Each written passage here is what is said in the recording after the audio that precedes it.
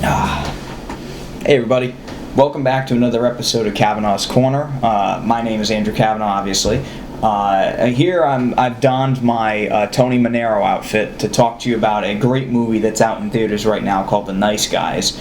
That's starring Russell Crowe and Ryan Gosling, and it's actually written and directed by Shane Black, who is one of my favorite writers of all time. He's done such work as Lethal Weapon, Last Boy Scout, Long Kiss Goodnight. Most recently, he did Kiss Kiss Bang Bang with Robert Downey Jr., and he also wrote and directed Iron Man 3. Which was met with kind of some controversy, but I really liked Iron Man 3. I loved the way it was written. I wasn't so crazy about some of the plot elements in it, but I thought it was a well-made movie. Not my favorite superhero movie, but maybe one of my favorite Shane Black movies, kind of ironically. If you take Iron Man out of it, it's actually a really good action movie. But anyway, I'm here to talk to you about a different movie today. It's The Nice Guys. And now this movie had the unfortunate timing to come out this past week, and it kind of got overrun by a bunch of other movies. But I do want to beg and implore you to go see this movie. My friend and I went to go see it last week, and we had a blast of a time. I mean, this movie was hilarious. Russell Crowe and Ryan Gosling kind of have to team up.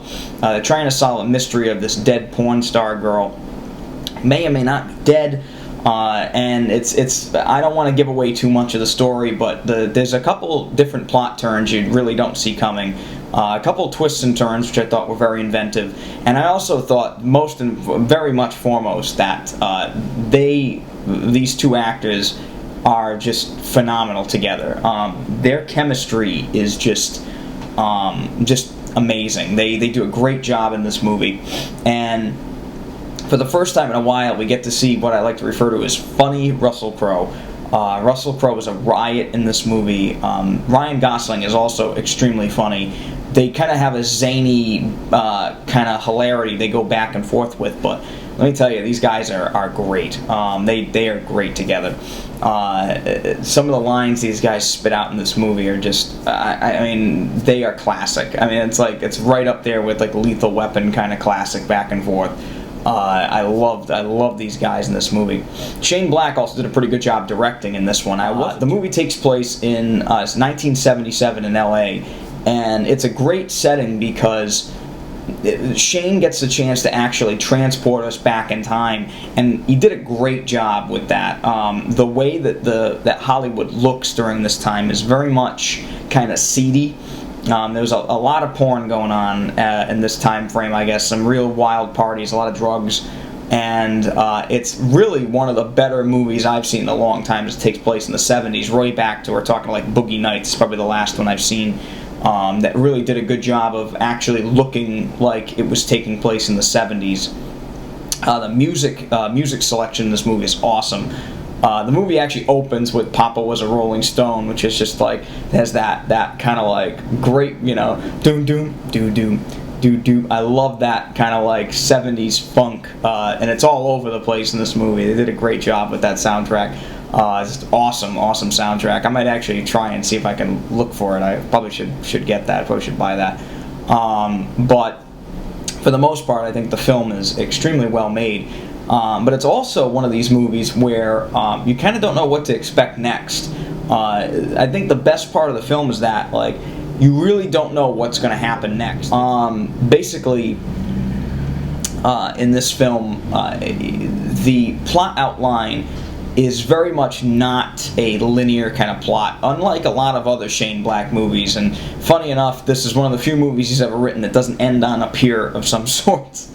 If you've seen some other of Shane Black's movies, you know it's kind of like a thing where they all end up at a pier at the end for whatever reason. But this one here, they did a great job where it's a very, very much a non-cliched film, which is great. Also, the fact that the two main characters are completely unreliable and pretty much awful at being detectives. They have their moments, but they are like the worst detectives in the world. Also makes it like extremely hilarious that you think they're going to solve it, and then they don't. And then they think they got it, and then something happens, and they screw up, and back to square one. It's a very, very interesting film. And it also kind of had me, it moved me at some points. Like, I really did care about the characters in this film. Russell Crowe especially, he has kind of a sad but heroic background. Ryan Gosling is trying to be a father, but their old house burned down. And again, I don't want to give away a lot of information here, but their characters are very, very much down on their luck, but they're trying to do the right thing, and I think that's a really great thing. And Russell Crowe at one point says, you know, I did what I did because I felt useful for once in my life, and I was like, oh, that's really great, and that's the kind of hero that you want to have in your story. And these guys are, like I said, they really are at the top of their game in this movie. It is hilarious. I didn't have much in terms of problems with this film. I think the only thing that I had a little problem with was the pacing at times drags a little bit. Very, very, very, very lightly. We're talking maybe once in the whole movie, there's a little spot where it kind of gets bogged down. But it's purposeful because not only do you learn more about the characters during this time in the film, but you also kind of get a respite from the wackiness and the action that kind of breaks out at random in this film. Also, there's two actors that are in the film that I'm not going to mention here that I love very much so, and I did not know they were in this film, but I guess in a preview that came out kind of recently, they kind of spoil it and show them in the preview. So my one suggestion is, if you're going to go see this movie, don't watch any of the previews, just go see it, because I have a very big bad fear that this movie's not going to be in theaters very much longer because it totally bombed on its opening weekend, which is a shame because this is a phenomenal movie, and sadly the same thing happened with Shane Black's last film that he did before Iron Man 3, and that was Kiss Kiss Bang Bang. That movie had a very similar release, and it just didn't make any money, but it was phenomenal. It's a hilarious movie, much like this one, and if you can go find it on Blu-ray or DVD, find it because it's great. And actually, Val Kilmer in that film is also absolutely hilarious. His character is incredible in that movie. And again, I can't believe I'm doing this again, but for the third movie in a row, I'm going to give this my highest recommendation. It's a great movie. I had a blast. So I'm going to give it my great review out of Good, Bad, Ugly, and Great. I'm giving it a great. I think it's awesome. I think the action in it was very much, I thought the action was great. I thought the comedy was better. I thought the story was so great that you didn't really know it was going to happen. I thought that was wonderful. And in the end, it just made for a very entertaining film that I think should be getting a lot more attention than it is right now.